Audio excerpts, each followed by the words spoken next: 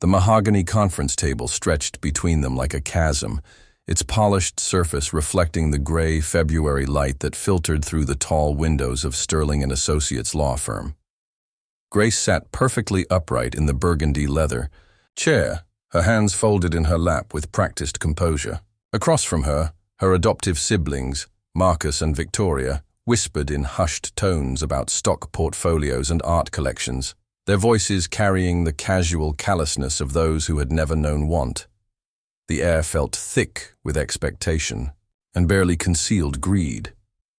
Around the room's edges, distant relatives and family friends shifted in their seats, their eyes occasionally flicking toward Grace with a mixture of pity and dismissal.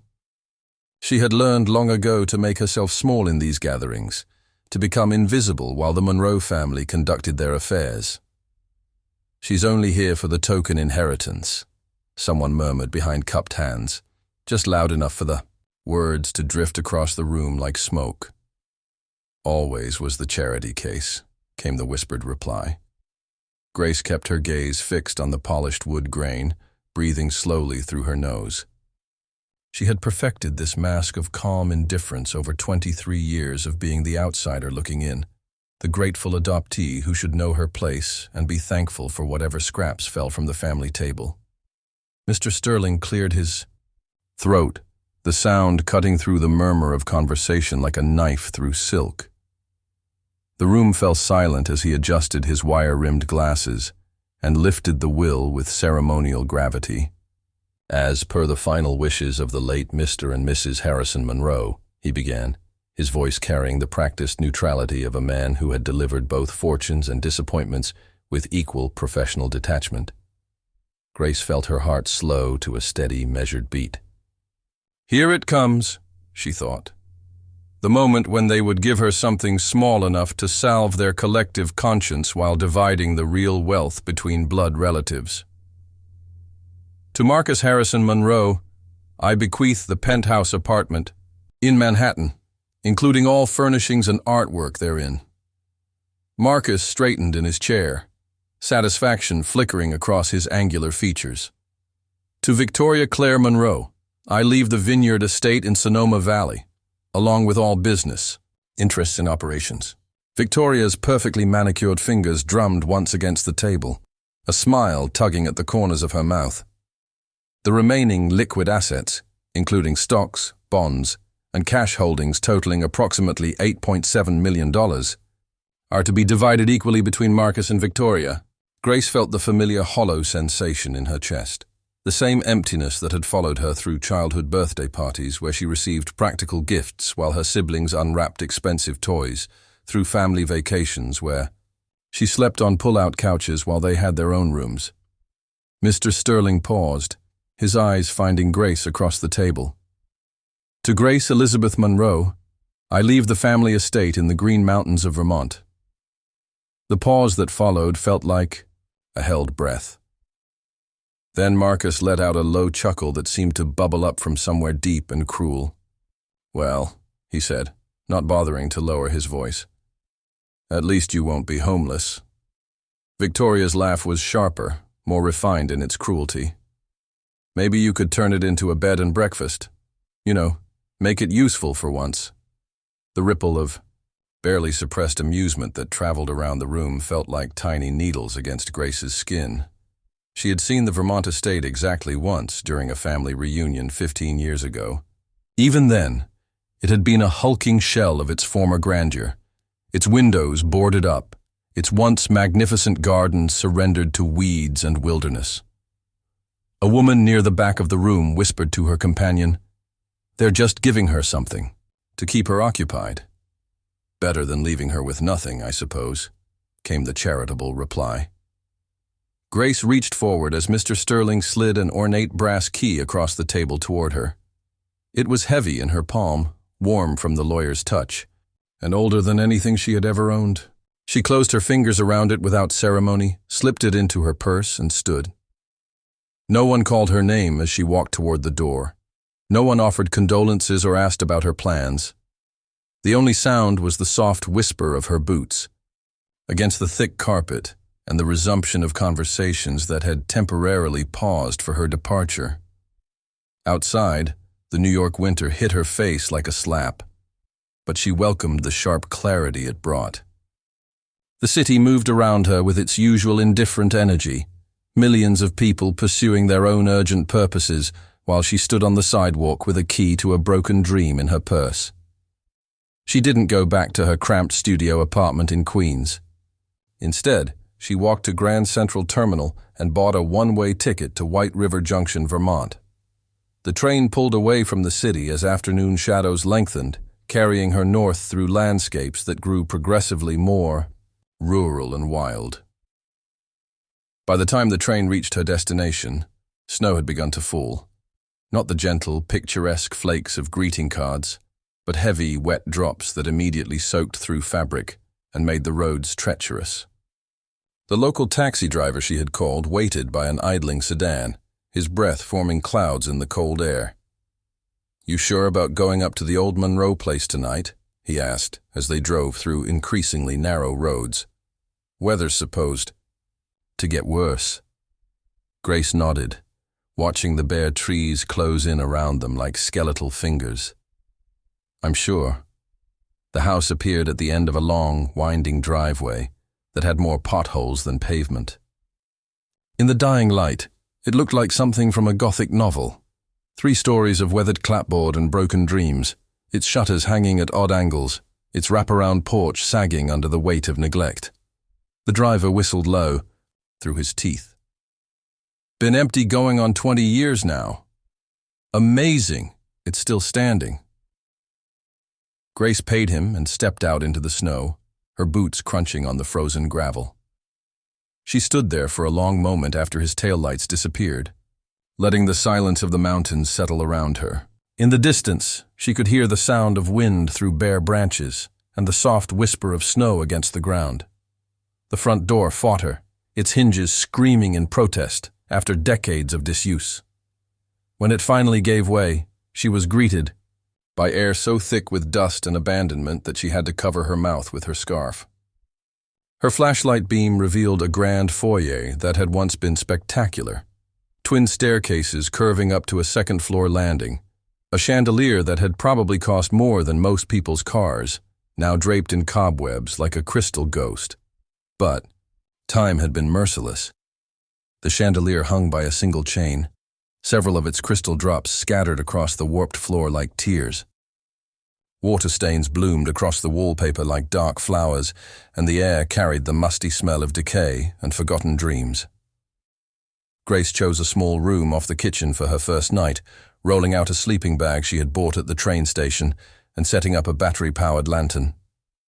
She ate a simple dinner of crackers and cheese, listening to the house settle around her with groans and whispers that spoke of structural fatigue and years of neglect. But she didn't feel defeated. If anything, she felt a strange sense of homecoming, as if the house recognized her as someone who understood what it meant to be overlooked and undervalued. The next morning dawned clear and brutally cold. Grace bundled herself in every layer she owned and began the methodical work of assessment. Room by room, she catalogued damage and possibility, making lists in a notebook that quickly became smudged with dust and pencil marks. The kitchen was salvageable. The parlor would need extensive work. The library was where she lingered longest. Despite the neglect, it retained an aura of former magnificence. Floor-to-ceiling shelves stretched toward a coffered ceiling, and a rolling ladder still clung to its brass track like a faithful servant waiting for instructions. Many of the books were damaged beyond repair, their pages bloated with moisture and their spines cracked like old leather. But some had survived in the drier sections. Grace spent hours in that room, sorting volumes into piles of salvageable, questionable, and hopeless. The work was meditative in its repetition, and she found herself falling into a rhythm that felt both foreign and familiar. When had she last worked with her hands like this? When had she last felt the satisfaction of creating order from chaos? Over the following weeks, she established routines.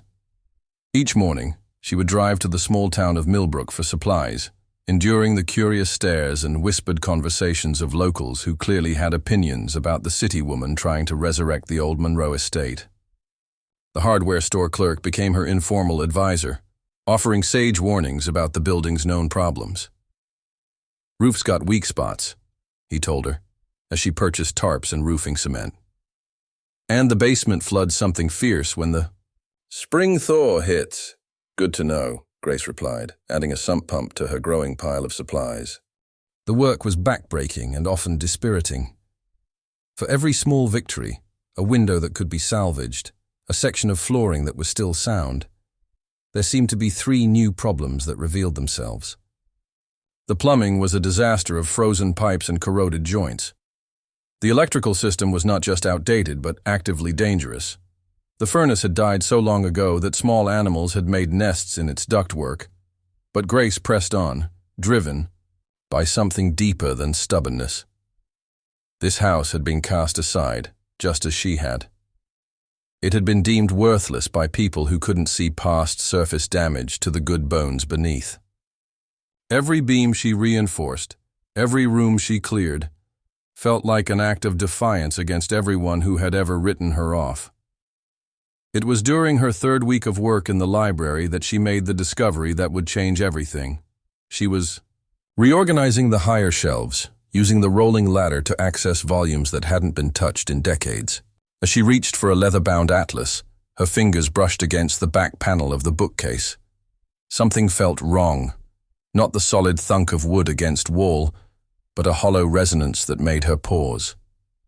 Grace climbed down and examined the panel more closely. At first glance, it looked like all the others, but when she pressed her ear against it and tapped gently, the sound was distinctly different. Hollow. She ran her fingers along the edges and found what felt like a hairline.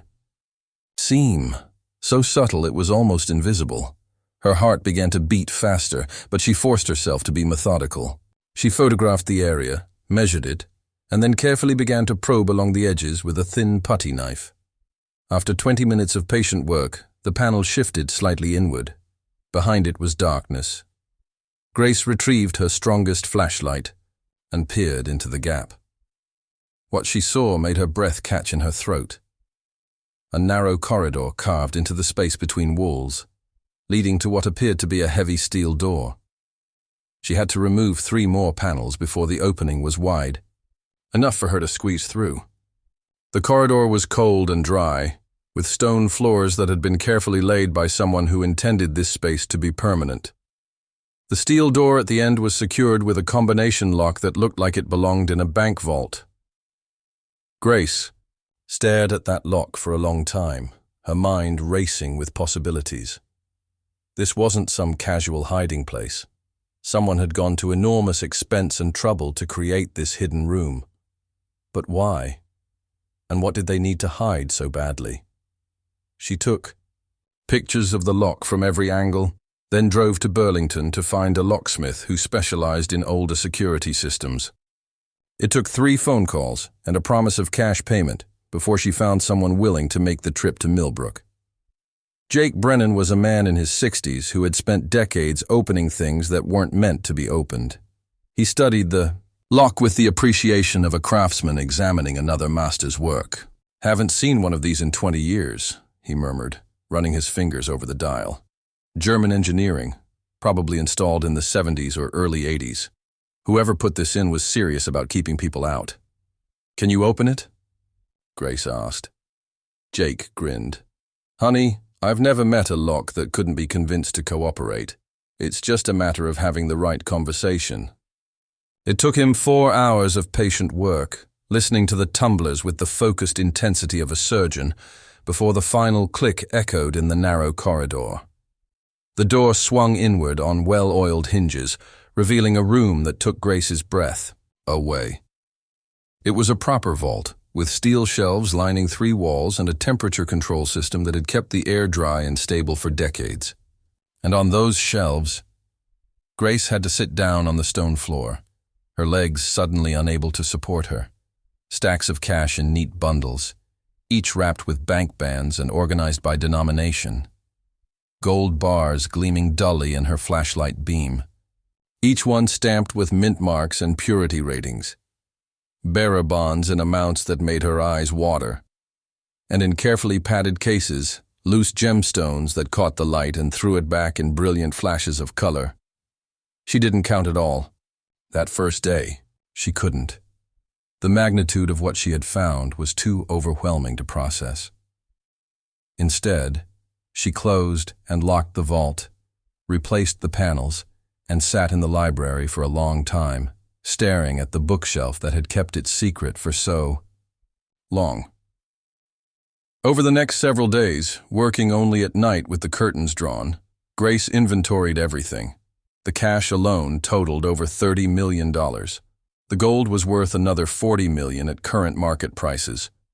The bonds and gemstones pushed the total value well over $150 million. Her grandfather, she realized, had not been the simple businessman the family had believed him to be. This was the work of someone who had operated in shadows, who had moved wealth across borders and through systems that didn't ask questions. The dates on the currencies and bonds told a story of decades of careful accumulation.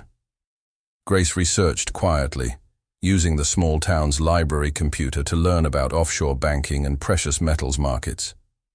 She consulted with financial advisors in Burlington, carefully describing hypothetical situations without revealing the true scope of her discovery. She was methodical and patient, understanding that this kind of wealth required careful handling. The restoration of the house accelerated dramatically. Grace hired contractors from 3 different towns, spreading the work around to avoid drawing too much attention to any single large expenditure. She paid in cash, but not ostentatiously so, explaining that she had received a modest inheritance from a distant relative. By summer, the Monroe estate was transforming. The roof was replaced with hand-split cedar shingles. The windows were restored to their original grandeur. The wraparound porch was rebuilt with heart pine boards that glowed like honey in the afternoon sun. Inside, rooms that had been choked with dust and decay now gleamed with fresh paint and refinished floors. The gardens received equal attention. Grace hired a landscape designer from Boston, a woman who understood the bones of the original design and had the vision to restore them while adding improvements that would ensure the grounds could thrive for another century. Gravel paths were relaid, flower beds were replanted with heritage varieties, and a new irrigation system ensured that nothing would suffer from neglect again. The townspeople watched this transformation with growing amazement and curiosity. At the hardware store, conversations paused when Grace entered and resumed in whispers after she left. "She's putting real money into that place," the clerk observed to a regular customer. "More money than that ruin could be worth," came the reply. "Makes you wonder where it's coming from." But Grace had anticipated this curiosity. She crafted a careful story about a distant relative who had left her a moderate inheritance, enough to restore the house, but not enough to attract serious attention. She was friendly but private, generous with local contractors but not flashy about her spending. By October, the Monroe estate looked as it had in its heyday, a magnificent example of 19th century architecture set like a jewel in the Vermont mountains. The house parties and grand entertaining were things of the past, but the building itself stood proud and whole again, its windows gleaming in the autumn light. That was when her siblings called. The first voicemail came from Victoria, her voice tight with barely controlled panic. "Grace, we need to talk. It's urgent. Call me back as soon as you get this." The second message was from Marcus, less diplomatic. "We know you're screening calls. Pick up. We're in trouble, and we need your help." Grace listened to the messages while sitting in her restored library, the hidden vault just a few feet away behind its innocent bookshelf. She could afford to help them, of course. The money she had found could solve their problems a dozen times over. But wealth, she had learned, was not just about having money. It was about having choices. She waited a week before returning their calls. "Grace, thank God," Victoria said when she finally picked up. We're losing everything. The vineyard failed, and Marcus's investments collapsed. We have creditors calling every day. We need a loan, Marcus added, clearly on speakerphone. Just temporary, until we can get back on our feet. We know the house is worth something now, but we also know you don't have that kind of cash. Grace let the silence stretch before responding. I might be able to help, she said carefully, but any assistance would come with conditions. Name them, Victoria said quickly. We'll do whatever it takes. First, you'll work for it. I'm starting a charitable foundation in our parents' memory, and I'll need people to help run it. Consider it employment rather than charity. She heard Marcus draw in a sharp breath, no doubt bristled by the idea of working for his adopted sister. But desperation had a way of adjusting perspectives. Second, you'll repay every penny with interest. This isn't a gift. It's a business transaction. And third, Grace continued, surprising herself with the steadiness of her own voice, you'll treat this arrangement with the respect and professionalism you would show any other employer. The days of casual dismissal and cruel jokes are over. The silence on the other end of the phone stretched long enough that Grace wondered if they had hung up. Finally, Victoria spoke. Understood. We'll make this work, Grace. And thank you. They arrived the following week in a rental car that had seen better days, their designer clothes showing the subtle signs of financial strain that people who had grown up with money tried desperately to hide. Grace met them at the front door of the estate, watching their faces as they took in the transformation. The house, that had been a ruin, was now a masterpiece. Every detail had been restored with painstaking care, from the intricate woodwork in the foyer to the hand-painted wallpaper. In the formal dining room, the chandelier that had hung by a single chain now sparkled with hundreds of crystals, casting rainbows across the polished floors. My God, Grace, Victoria whispered, her hand trailing along the restored banister. How did you afford all this? Careful planning and hard work, Grace replied evenly. The same way I plan to run the foundation. Over dinner that night, served on china that had been carefully collected from estate sales and antique shops, Grace outlined her vision for the Harrison Monroe Foundation. It would focus on educational opportunities for underprivileged children, providing scholarships and mentorship programs for young people who might otherwise be overlooked by the ET system, like I was, she added quietly, meeting each of their eyes in turn. Marcus shifted uncomfortably in his chair. Grace, about the things we said. The past is the past, Grace interrupted. What matters now is the future. Your future depends on your willingness to work for something meaningful. Victoria nodded slowly. We won't let you down. I know you won't, Grace said, because if you do, you'll be looking for other employment very quickly. The foundation launched 6 months later with an endowment that turned heads in philanthropic circles. Major newspapers wrote features about the mysterious benefactor who had quietly assembled one of the most well-funded educational charities in New England. Grace deflected personal questions, preferring to keep the focus on the students and programs they were helping. Marcus proved to have an unexpected talent for grant writing and program development.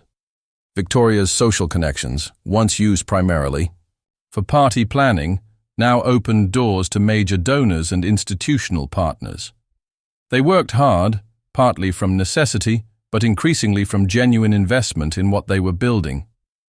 The dynamic between the three siblings had shifted fundamentally. Grace was unquestionably in charge, but she wielded her authority with fairness rather than vindictiveness. She had learned through her own experience of being dismissed and undervalued that true power lay not in humiliating others, but in lifting them up to meet their potential. On quiet evenings, Grace would sit in her restored library, reading by the light of a carefully chosen lamp, occasionally glancing at the bookshelf that held her greatest secret. The money remained largely untouched. She had used only what was necessary to restore the house and establish the foundation. The rest waited patiently in its hidden vault, a security blanket that meant she would never again be at the mercy of other people's generosity or cruelty. Sometimes, when the wind was right, she could hear laughter from the village below, carried up through the mountain air. But it wasn't the cruel laughter that had echoed through that lawyer's office so many months ago. This was the sound of children playing, families gathering, communities thriving. And Grace, sitting in her beautiful library with her hidden fortune just a few feet away, finally understood the difference between being wealthy and being rich. She had money now, more money than she could spend in several lifetimes. But the real treasure had been discovering that she was strong enough to stand on her own, clever enough to see opportunity where others saw only ruin, and wise enough to transform bitterness into something beautiful. The house settled around her with its familiar night sounds, no longer the groans of structural decay, but the contented sighs of a building that knew it was loved. Outside, snow began to fall again. Gentle flakes this time, the kind that made the world look clean and full of possibility. Grace smiled and turned the page of her book, completely at peace with the choices that had brought her to this moment. The girl who had once sat silent and grateful at the edges of family gatherings was gone forever. In her place sat a woman who knew her worth, controlled her destiny, and held the power to lift others up as she herself had risen. And in the wall, behind her, patiently waiting in its climate-controlled vault, $150 million worth of vindication continued to appreciate in value, as silent and powerful as the woman who had discovered it.